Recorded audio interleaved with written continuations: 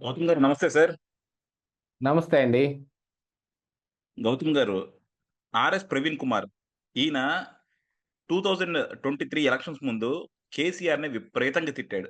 బండ బూతులు తిట్టాడు. అవును. ఆ తర్వాత 24 ఎలక్షన్స్ తర్వాత ఎళ్లి కేసీఆర్ పక్కన చేరారు.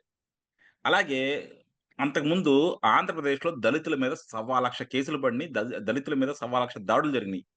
నేను ఏ రోజు ఆర్ఎస్ ప్రవీణ్ కుమార్ దళిత నేతగా మాట్లాడటం గాని నేనెప్పుడు ఇనల. కానీ ఈరోజు సునీల్ కుమార్‌ని సస్పెన్షన్ చేయగానే వెంటనే ట్విట్టర్ ఎక్కేసాడు. ఎస్సీ కార్డ్ తీసుకొచ్చేసాడు. వెనకబడిన వర్గాల్ని నేను హ్మ్. మంచి పొజిషన్‌లోకెళ్తాడంటే చంద్రబాబు గారు తొక్కేసారు. ఇలా చేస్తున్నారు, అలా చేస్తున్నారని దళిత కార్డ్ ప్లే చేస్తున్నారు. మరి ఈ సునీల్ అదే. కుమార్ గారు మొన్నటిదాకా మనకి డాక్టర్ సుధాకర్ గారవ్వచ్చు, మిగతా వాళ్ళు గావచ్చు, ఆళ్ళందరి మీద దాడులు చేస్తున్నప్పుడు అమరావతిలో బహుజన నాయకుల మీద దాడులు చేస్తున్నప్పుడు ఈయన ఎక్కడికెళ్ళాడు సార్? ఈళ్ళు అంటే నిజంగా రాజకీయాల్లోకొచ్చినా గూడా రాజకీయం కాకుండా ఇంకా కులం కార్డ్ తీసుకొని వాడటాన్ని మనం ఎలా చూడాలి? రాజకీయం బేస్ అయిపోయిందే కులం మీద అనుకోండి. కాకపోతే ఇప్పుడు ఈ విషయంలో వచ్చేసి మరి సునీల్ కుమార్ ఏం రాజకీయ నాయకుడు గాదు గదా! ఒక అధికారి. ఆ అధికారి గతంలో ఏం జేశాడో ఆర్ఎస్ ప్రవీణ్ కుమార్‌కి తెలియనిదేం గాదు. ఏం పక్క స్టేట్‌లో ఉంటే ఆయనకేమి న్యూస్ తెలియకుండా ఉంటదా? రఘురామకృష్ణరాజు గారి మీద జరిగిన దాడి గావచ్చు, కోర్టులో ఆయన పోరాడిన విధానం గావచ్చు, మరి ఆంధ్రప్రదేశ్ రాష్ట్రంలో వా ఈ దళితుల పైన జరిగిన దాడులు గావచ్చు, తెలియకుండా ఏమి ఉండవు గదా! తెలిసే ఉంటాయి. కాకపోతే ఈళ్ళేంటంటే, వాళ్ళకి అవసరాని కోసం ఏ కార్డు కావాలంటే ఆ కార్డు తీస్తారు. అది గూడా వాళ్ళకి అవసరమైన మనుషుల కోసం తీస్తారు. సాటి కులస్తుడు ఆ కులంలో కూడా వాళ్ళేం జూసుకుంటారు, ఇతను గూడా మనలాగా ఒక సివిల్స్ సర్వెంటో, ఇతను గూడా అట్లానే వచ్చాడు. మనలాగానే ఇతనికి కూడా పొలిటికల్ ఇంట్రెస్ట్ ఉంది. యాక్చువల్‌గా మరి 'సునీల్ కుమార్' కూడా మొన్నేదో మాట్లాడుతా ఉన్నప్పుడు ఏదో మీటింగ్ అప్పుడు ఒక పుకారు గూడొచ్చింది.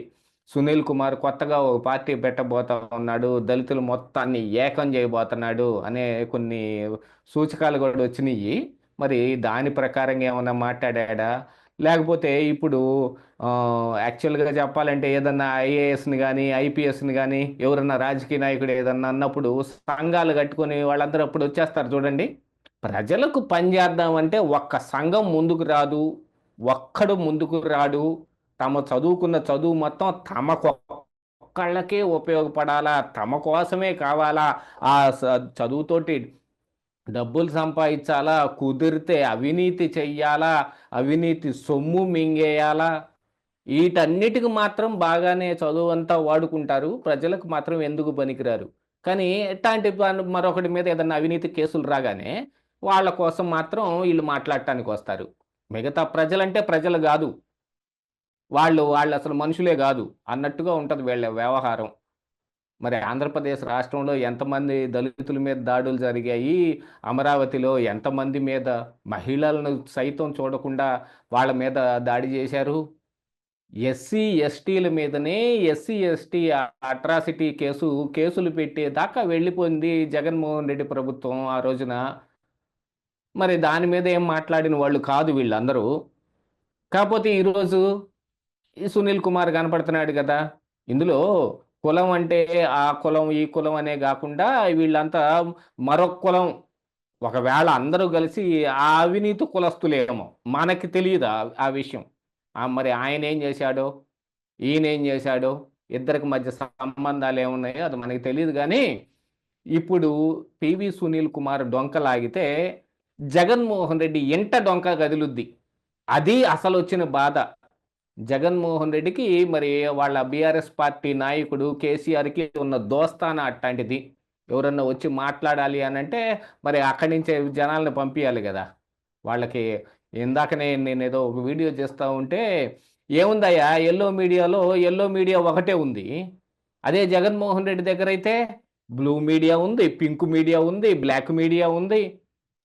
కావాలంటే నేషనల్‌లో కాషాయం మీడియా ఉంది అని ఎవరో ఒకాయన వరుసగా లిస్ట్ చెబితే అప్పుడు అనిపించింది నాకు. నిజమే గదా! జగన్మోహన్ రెడ్డికి 90% మీడియా ఉన్నట్టే లెక్క. పింక్ మీడియా ఉంది, మరి బ్లూ మీడియా ఉంది, బ్లాక్ మీడియా ఉంది. అప్పటి వరకు మొన్న కూటమి ముందు దాకా మరి కాషాయం మీడియా గూడా ఉంది. లేకపోతే నెలకొకసారి నెలకొకసారి జగన్మోహన్ రెడ్డి 24 లేదా 25 ఎంపీ సీట్లు సాధిస్తాడు అని ఎవరండి రిపోర్ట్లు ఇచ్చేది? ఆ పైనుంచి ఆ మీడియానే కదా! వాళ్ళందరూ కలిసి చేసిన పనులే కదా ఇవన్నీ. తీరా ఏమైంది? ఏమైందో రిజల్ట్ అయితే అందరం చూసాం. కాకపోతే ఇప్పుడు సునీల్ కుమార్ అంశానికి వచ్చేటప్పటికి జగన్మోహన్ రెడ్డి చెబితే చేసిన పనులన్నీ ఆయన సొంతానికి కొన్ని చేసుకొనివ్వండి, మిగతా ఏదైనా జరగనివ్వండి. మొత్తానికి మాత్రం జగన్మోహన్ రెడ్డి కోసమే చేశాడు కదా! ఇప్పుడే బయటకు వస్తున్న కొంత సమాచారం ప్రకారంగా మరి కంటైనర్లు డబ్బులు మరి విదేశాలకు వెళ్ళడంలో సునీల్ కుమార్ హస్తం ఉంది అని అంటున్నారు మరి. అందులో నిజానిజాలు అయితే ఏం తెలీదు. మరి చెలవల పలవలుగా మరి సోషల్ మీడియాలో గావచ్చు, మీడియాలో గావచ్చు మరి ఈ వార్త చక్కర్లు కొడతానే ఉంది. ఎందుకంటే ఆయన ఈ ఒక గవర్నమెంట్ అధికారి అయ్యుండి గవర్నమెంట్‌కి ఇన్ఫార్మ్ చేయకుండా కొన్నిసార్లు ఇన్ఫార్మ్ చేసి పలానా చోటికెళ్తున్నానని జెప్పి మరి వేరే ప్రదేశానికి వెళ్ళిన కొన్నిసార్లు ఇలాంటివన్నీ ఉన్నాయంటే ఇందులో మాల్ ప్రాక్టీస్ ఉండకుండా ఉంటదా? దాంతో పాటుగా ఏంటంటే ఇక్కడ ఇంకొకటి మనం అర్థం చేసుకోవాలి గట్టిగా. వీళ్ళు ఈ ఈ ఈ కులం కార్డ్ ఒకటి ఇప్పుడు తీసుకొస్తున్నారు చూడండి. అది తీసుకొచ్చినారు కాబట్టి మనం మాట్లాడుతున్నాం. వీళ్ళకి వాళ్ళకున్న రిజర్వేషను ఎప్పుడు వర్తించిద్దో ప్రజలందరికీ బాగా తెలుసు. ఏం రాసుకుంటే వర్తిస్తుంది, సర్టిఫికెట్‌లో ఏముంటే ఆ కులం కార్డు వర్తిస్తుందో, ఆ రిజర్వేషన్ వర్తిస్తుందో అందరికీ తెలుసు. కానీ ఇంటర్నల్‌గా వీళ్ళేమిటి? అది గూడా తెలుసు కదా అందరికి. వీళ్ళందరూ ఏం ఏం చేస్తుంటారని. అలాగనే క్రిస్టియన్ మిషనరీల దగ్గర నుంచి కొంత ఆహ్, ఫండ్ రైజింగ్ కోసం కూడా వెళ్ళినట్టుగా కొంత సమాచారం వస్తుంది. ఇది కూడా మరి ఇప్పుడు విచారణలో ఇదంతా బయటపడాలి. దానికోసమే గదా!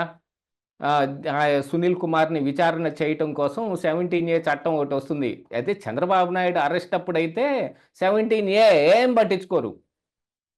ఆ రోజున సిఐడి సంజయ్ పట్టించుకున్నాడా? 17A గురించి ఏమన్నా? ఆఫ్‌కోర్స్ అది కోర్టుకెళ్ళినా కూడా ఇంకా తీర్పేమి రాకుండా తీర్పు రిజర్వ్ చేయబడినది. దాని మీద చాలా ఏదో జరగాలి. మరి ఇప్పుడు తీర్పు ఎప్పుడో రావాలి. కాకపోతే 17A మరి అపాయింటింగ్ అథారిటీ పర్మిషన్ అయితే ఈజీగానే దొరుకుతుందిగా. మరిప్పుడు గవర్నమెంట్ సునీల్ కుమార్‌ని విచారణ చేయటానికి 17A పర్మిషన్ ఇచ్చారు. అది కేవలం విచారణతోటే ఆగిపోయిద్దో, అరెస్ట్ దాకా వచ్చిద్దో ఎవరికీ తెలీదది. మాక్సిమం అరెస్ట్ దాకా వస్తుంది అని అంటున్నారు. దీంతో పాటుగా విడదల రజనీ విషయంలో గూడా ఆవిడకి 2,00,00,000 లంచం ఇప్పించటానికి జాషువా అనే ఒక అధికారి పనిచేశాడు. ఆయన మీద గూడా ఏసీబీ కేసయింది. విషయమై గూడా 17A చట్టం వర్తిస్తుంది గాబట్టి వీళ్ళంతా గవర్నమెంట్ అధికారులు గాబట్టి 17A ఉంటుంది. చట్టం ఉంది గాబట్టి దాని కింద పర్మిషన్ అపాయింటింగ్ అథారిటీ పర్మిషన్ కోసం తీసుకుంటే దానికి పర్మిషన్ వచ్చింది. ఇక ఆవిడ మీద గూడా చే చర్యలు తీసుకోవటానికి దాని మీద గూడా ప్రయత్నాలు జరుగుతున్నాయి. ఈ 17A రేపో ఎల్లుండో పర్మిషన్ వస్తుంది అని. అసలు వీళ్ళందరూ ఈ ఏ ఏ బేస్ మీదైతే ఈ ఈళ్ళ ఈ వీళ్ళ ఉద్యోగాలు సంపాదించారో దానికే తూట్లు పొడిచారు అనేది కూడా బయట నడుస్తున్న పుకార్లు. అంటే వీళ్ళ సర్టిఫికేట్ ప్రకారంగా వీళ్ళ ధర్మం ఏమిటి? వీళ్ళ కులం ఏమిటి? దానికి ఉన్న రిజర్వేషన్ ఏమిటి? దాన్ని వాళ్ళు వర్తించే విధానం ఏమిటి? దాన్ని ఎలా వాడుకున్నారు? ఇదంతా ఒక ప్రాసెస్ అయితే ఇంటర్నల్‌గా వాళ్ళు ఏ మతాన్ని పాటిస్తున్నారు? వాళ్ళు ఏ ధర్మాన్ని నమ్ముతున్నారు? వాళ్ళు ఏ దేవుడిని నమ్ముతున్నారు? అదంతా సెపరేటు. దానికి సంబంధించిన కొన్ని మిషనరీల ద్వారా ఫండ్ రైజింగ్ చేయటానికి వెళ్ళటం. అది గాకుండా ఈయన అంబేద్కర్ ఇండియా మిషన్ అని ఒక సంస్థ పెట్టుకోవటం. దానికి కొంత ఫండ్ రైజింగ్ చేయటం. ఇవన్నీ ఇంతటితోటి కాకుండా మొన్న రఘురామకృష్ణరాజు గారిని గుండెల మీద కూర్చొని చంపేయటానికి ప్రయత్నించిన తులసిబాబుతో కలిసి అగ్రిగోల్డ్ బాధితులు, ఫేక్ బాధితులు కొంతమందిని ఆ తులసిబాబు ఊర్లోనే రాంకూర్‌లో అనే ఊర్లో ఒక 96 మందికి అకౌంట్లు తీపిచ్చి, అకౌంట్‌కి 20,000 చొప్పున ఏపిచ్చి 5,000 వాళ్ళకి, 15,000 వీళ్ళకి. ఇంకా రఘురామకృష్ణరాజు గారు కొన్ని ఈ తెలంగాణలో ఉన్న అగ్రిగోల్డ్ భూములు కొనుక్కున్న కొంతమందిని బెదిరించి కొంతేదో చేశారనే ఆ సమాచారాన్ని కూడా తీసుకొచ్చి ఏసీబీలో కూడా కేసు పెట్టారు. ఇంతే కాకుండా మరి ఈయన అగ్నిమాపక దీంట్లోకి ఈ సిఐడిలోంచి దానికి ఫైర్ డిపార్ట్మెంట్కి మార్చారు. అక్కడికి మార్చినప్పుడు కేవలం నెల వ్యవధిలోనే ఆయన 10 లక్షల రూపాయలు డిఏటిఏలు డ్రా చేసేసాడట. మరి ఎందుకు డ్రా చేశాడు, ఎలా డ్రా చేయటం కుదిరిందో తెలియదు. ఆ కామేపల్లి తులసిబాబుని అతనికి లా డిగ్రీ లేకుండానే, అంటే చదువుతున్నాడు, ఇంకా పూర్తిగా డిగ్రీ కాలేదు. ఆ తర్వాత బార్ కౌన్సిల్లోనూ ఆయన మెంబర్ కాలేదు.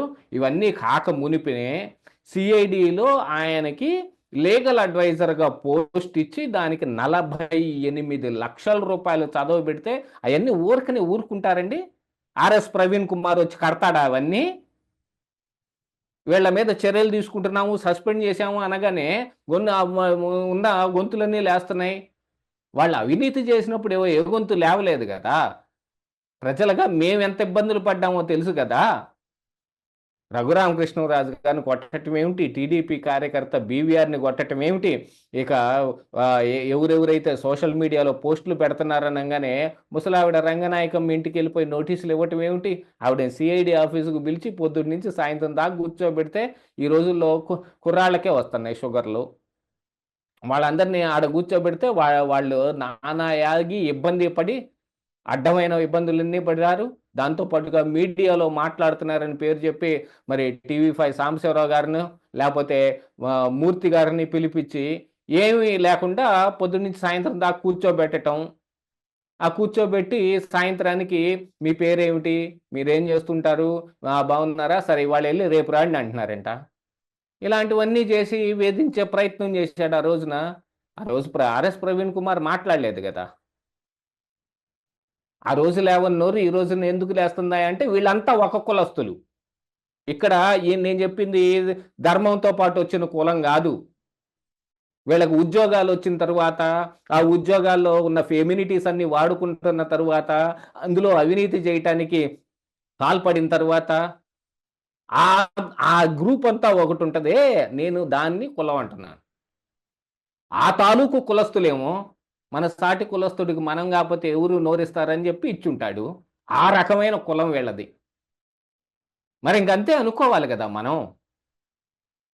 ఎక్కడో తెలంగాణలో ఉన్న వ్యక్తి, అక్కడ రాజకీయాలు చేసుకుంటున్న వ్యక్తి, ఆంధ్రప్రదేశ్ రాష్ట్రంలో ఒక అధికారిని సస్పెండ్ చేస్తే ఈయనకి ఏమిటట నొప్పి, ఏమిటి నొప్పి, ముడ్డు మీద ఏమైనా సెగ్గడ్డ మొలిచిందా కూర్చుంటే నెప్పుబుట్టానికి? అంత నొప్పున్నోడైతే ఏం మరి సునీల్ కుమార్ చేసిన వాటన్నిటికి కూడా బాధ్యత వహిస్తాడా?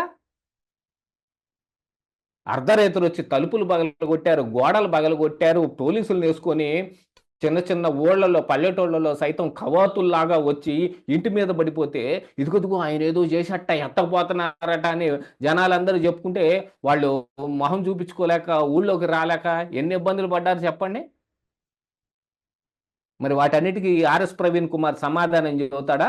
సిగ్గు ఎగ్గు ఉంటే, నేను చెబుతున్నా, సిగ్గు ఎగ్గు ఏదైనా మానం అభిమానం ఉంటే నోరు మూసుకొని మెదలకుండా ఊరుకోవటం మంచిది. ఆర్ఎస్ ప్రవీణ్ కుమార్ గారు, మీరు మీ రాజకీయాలు మీరు చేసుకోండి.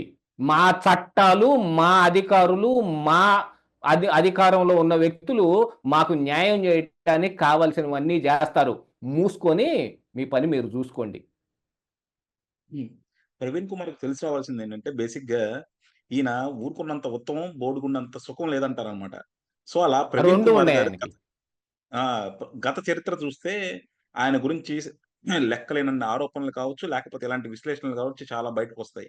సో, ఇన్నాళ్ళు కామ్‌గా ఉండి ఈరోజు ఏదో వాళ్ళ సాటి ఐఏఎస్‌నో లేకపోతే వీళ్ళనో చేయగానే వెంటనే ఆయనకి కులం కార్డ్ గుర్తొచ్చింది. రాజకీయాల్లో ఉండి ఇంకా కులాన్ని రాజకీయంగా వాడుకుంటున్న ఇలాంటి నాయకులకు మాత్రం డెఫినిట్‌గా తెలంగాణ ప్రజలు బుద్ధి చెప్తారని ఆశిద్దాం సార్. పోయినసారి ఇలాగే వాడుకున్నాడు. సో, 2024 ఎలక్షన్స్‌లో గట్టిగా దెబ్బతిన్నాడు. సో, తర్వాత కేసీఆర్ పంతం చేరాడు. ఇలాగే జరిగితే మాత్రం ఇంక అది కూడా జరగదని చూద్దాం. థాంక్ యూ అండి. Thank you very much sir.